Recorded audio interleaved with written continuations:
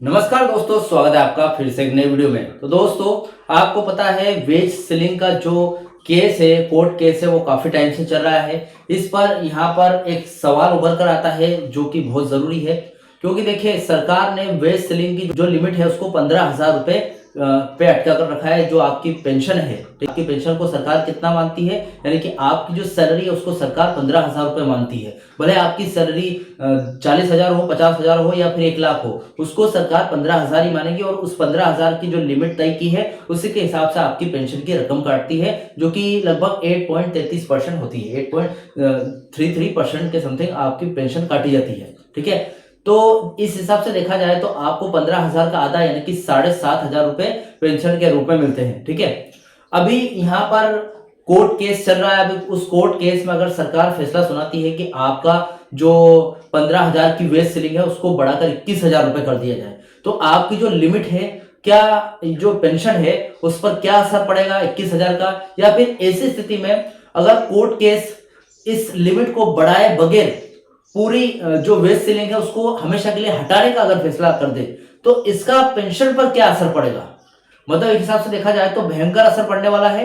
उस असर को पूरी तरीके से आज इस वीडियो में समझते हैं। तो सबसे पहले तो आप चैनल पर नए हो तो सब्सक्राइब कर लेना। मेरा नाम है सुनील विश्वकर्मा। जानकारी यूजफुल लगे तो लाइक करके जरूर जाना। चलिए दोस्तों, बढ़ाते हैं वीडियो को। देखिए दोस्तों, मैं थोड़ा सा हड़बड़ाहट में जल्दी जल्दी बोलता हूं, तो ये मत समझना कि मैं बहुत तेज बोल रहा हूं या फिर हड़बड़ा रहा हूं। ऐसा नहीं है, मेरी आवाज बहुत तेज है, मुझे बात करने की जो क्षमता है वो बहुत ज्यादा तेज है। तो अपने आप माइंड में जो चलता रहता है या फिर मैंने जो रिसर्च की है वो निकलता रहता है। ठीक है, तो सबसे पहले मेन मुद्दे पर आते हैं। देखिए 15,000 की जो वेज सीलिंग की लिमिट है वो कोर्ट केस अगर बढ़ा देती है तो क्या होगा, या फिर हमेशा के लिए हटा देती है तो क्या होगा, क्या असर पड़ेगा पेंशनर्स पर, ये देखेंगे आज इस वीडियो में। देखिए, ईपीएफओ और वेज सीलिंग को लेकर चल रही कानूनी बहस पेंशनर्स के लिए बहुत बड़ी उम्मीद की किरण है। देखा जाए तो विशेष रूप से बीएसएनएल कर्मचारियों के लिए, जिसका वेतन अक्सर इस सीमा के ऊपर होता है, ये बदलाव एक तरीके से हो सकता है गेम चेंजर साबित हो सकता है।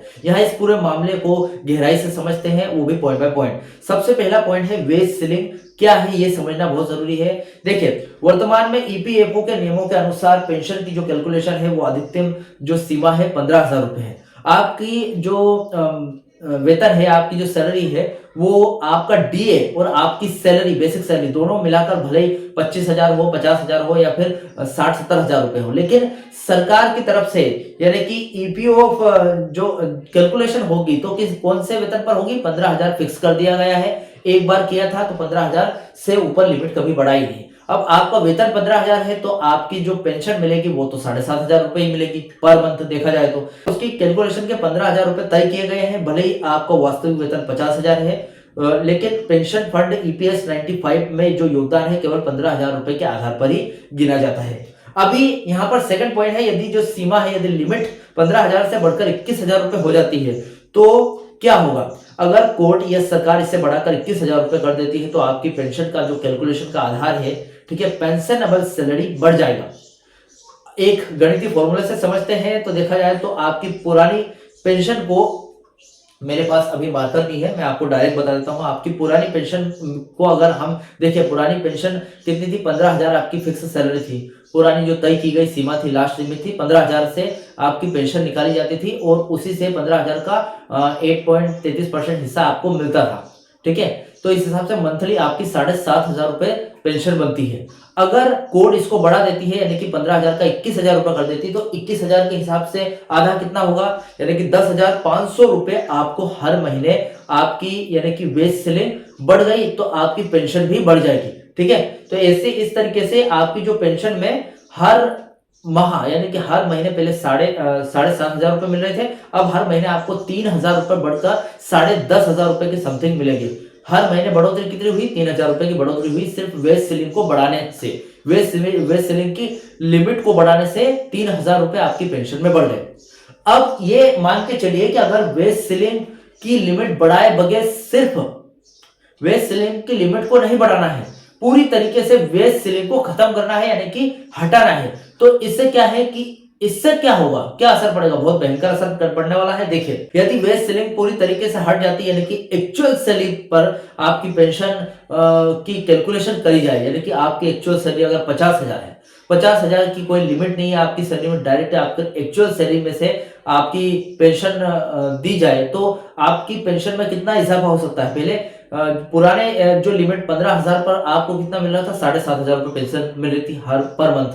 उसके बाद यहाँ पर जब वेज सीलिंग की लिमिट बढ़ाई गई तो 21,000 के हिसाब से हमने कैलकुलेशन किया तो कितना आया, 10,500 रुपए मिली, 3,000 रुपए बढ़कर मिली। अब वेज सीलिंग को हमेशा के लिए हटाकर आपकी एक्चुअल सैलरी पर कैलकुलेशन करके देखें तो कितनी आएगी, यानी कि अगर 50,000 मान के चले, ठीक है, 60,000 रुपए मान के चले आपकी एक्चुअल सैलरी है, जो बेसिक प्लस डीए करके एक्चुअल सैलरी है, उसमें से अगर हम पेंशन निकालें तो सबसे ऐतिहासिक, ये हिसाब से देखा जाए तो ये फैसला सबसे ऐतिहासिक फैसला होने वाला है। अगर कोर्ट कहता है कि पेंशन वास्तविक वेतन यानी कि एक्चुअल सैलरी पर मिलनी चाहिए तो बीएसएल जैसे कि कर्मचारियों की लॉटरी लग सकती है। एग्जाम्पल के लिए मान लीजिए कि एक बीएसएल कर्मचारी की रिटायरमेंट के समय औसत 60,000 रुपए के करीब थी, उसने 33 साल नौकरी की और कैलकुलेशन करें तो 60,000 इंटू 33.70 कर सकते हैं हम, इज इक्वल टू आपकी जो पेंशन है वो 28,285 रुपए निकल कर आती है। ठीक है, पहले 15,000 की लिमिट पर 7,500 रुपए निकल कर आई थी, 21,000 की लिमिट पर 3,000 रुपए बढ़कर यानी कि 10,500 रुपए निकल कर आई थी। अब आपकी सैलरी की कोई लिमिट नहीं रही है, जो आपकी सैलरी एक्चुअल होगी यानी कि 60,000 की वेज सीलिंग के हिसाब से आपको आपकी पेंशन बढ़कर कितनी हो रही है, 28,285 रुपए होगी पर मंथ। एक हिसाब से देखा जाए तो जहां आपको अधिकतम 7,500 रुपए के आसपास मिल रही थी वो बढ़कर 25,000 से 30,000 रुपए के करीब जा सकती है। करीब ये देखा जाए तो करीब 300 से 400% की वृद्धि हो सकती है आपकी पेंशन में। बीएसएनएल पेंशनर्स के लिए विशेष पॉइंट है मेरे पास। देखिए, सबसे पहले तो बीएसएनएल के मामले में दो तरीके से पेंशनर्स होते हैं। एक तो एसडीए यानी कि गवर्नमेंट पेंशनर्स, जिन्हें सरकारी खजाने से पेंशन मिलती है, रूल 37A पर उनका असर अलग होगा। ठीक है, यानी कि डोंट ऑब्जर्व पेंशनर्स है, उनके लिए जो मैंने अभी वेज सीलिंग की बात की 15,000 21,000 लिमिट वाली, या फिर लिमिट को हटाने की बात की वेज सीलिंग को, ये बात डोंट ऑब्जर्व पेंशनर्स पर अप्लाई नहीं होती है। ठीक है, क्योंकि उनको कंसोलिडेटेड फंड ऑफ इंडिया से सरकार के पास से पैसा मिलता है। ये बात सिर्फ जो कि यहाँ पर सरकार से पेंशन नहीं पाते हैं, बीएसएल के फंड से पेंशन पाते हैं। अभी ईपीएफ पेंशनर्स की बात करें, जो बीएसएल के अपने निजी पेंशनर्स है, वे कर्मचारी जो सीधे ईपीएफओ के दायरे में आते हैं, उनके लिए ये फैसला जीवन बदलने वाला हो सकता है। एक हिसाब से देखा जाए तो जैकपॉट। देखिए, वास्तविक वेतन पर पेंशन पाने के लिए आपको पिछले सालों का एरियर बकाया यानी कि अंशदान, ब्याज सहित ईपीएफओ में जमा करना पड़ सकता है, क्योंकि अब तक आपने कम पैसे जमा किए थे। क्योंकि आपकी 15,000 की लिमिट के हिसाब से आज तक आपने जमा किया तो वो बदल नहीं सकता। अब आगे जाकर अगर कोर्ट केस का मानना हुआ कि 15,000 की लिमिट बढ़ाकर 21,000 कर दिया है तो आपकी जो पेंशन है उसमें कुछ हद तक इजाफा हो जाएगा। और अगर कोर्ट केस ने जो वेज सीलिंग है इसको हटा दिया हमेशा के लिए, तो आपकी एक्चुअल बेसिक है, एक्चुअल सैलरी है, बेसिक प्लस डीए करके जो एक्चुअल बेसिक है उसी पर आपको यहाँ पर पेंशन मिलेगी। ठीक है, तो जैसे कि एक्चुअल 60,000 पर हमने जोड़ा तो 28,000 के समथिंग आपको मिल रही है, 28-29,000 के समथिंग। ठीक है, अभी आज के अपडेट और वर्तमान स्थिति की अगर बात करूं तो सुप्रीम कोर्ट का रुख नवंबर 2022 के ऐतिहासिक फैसले के बाद हायर पेंशन का रास्ता खुला था।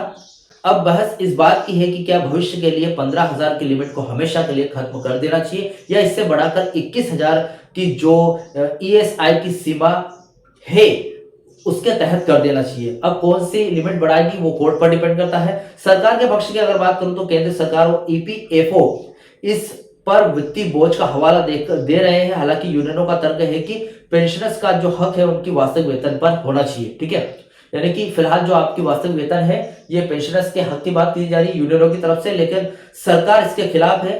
सरकार अगर देखिए 60,000 के हिसाब से आपकी पेंशन मिले, आपको 60,000 की वेज सीलिंग के हिसाब से, आपकी एक्चुअल सैलरी के हिसाब से, तो इससे क्या है, बीएसएनएल पर आर्थिक बोझ बढ़ेगा और सरकार या फिर बीएसएनएल को यह कतई मंजूर नहीं है। फिलहाल की स्थिति की बात करूं तो मामला अभी भी कानूनी और प्रशासनिक प्रक्रियाओं में है। ईपीएफओ ने हायर पेंशन के विकल्प यानी कि जॉइंट ऑप्शन को ले लिया है, लेकिन उनकी कैलकुलेशन और भुगतान की गति अभी भी धीमी है। कुल मिलाकर अगर बात करें तो अगर वेज सीलिंग हटती है तो आपकी पेंशन 2 गुनी से भी ज्यादा हो जाएगी, यानी कि 3 गुना से भी ज्यादा। 21,000 रुपए की सीमा तय होने पर कम से कम 40 से 50% का उछाल देखने को मिलेगा आपकी पेंशन में और आपकी वेतन में। बीएसएनएल कर्मचारियों के लिए जिनका बेसिक पे काफी अच्छा है, यह उनके बुढ़ापे की सबसे बड़ी आर्थिक सुरक्षा होगी, जैसे कि मैंने अभी 60,000 पर कैलकुलेट की तो आपकी पेंशन 28,000 के आसपास बनी है आपकी एक्चुअल सैलरी की वेज सीलिंग के हिसाब से। ठीक है, अगर सरकार वेज सीलिंग को नहीं हटाती है और सिर्फ बढ़ाती है तो फिर भी 40 से 50% की वृद्धि देखने को मिलेगी आपकी वेतन और पेंशन में। ठीक है, फिलहाल ये जानकारी थी। इस जानकारी से रिलेटेड जो भी आपके डाउट क्वेश्चन वगैरह हो तो मुझे कमेंट बॉक्स में कमेंट कर सकते हैं। वीडियो अच्छा लगा तो वीडियो को लाइक कमेंट से जरूर करें। मिलते हैं दोस्तों नेक्स्ट वीडियो में। सी यू सून।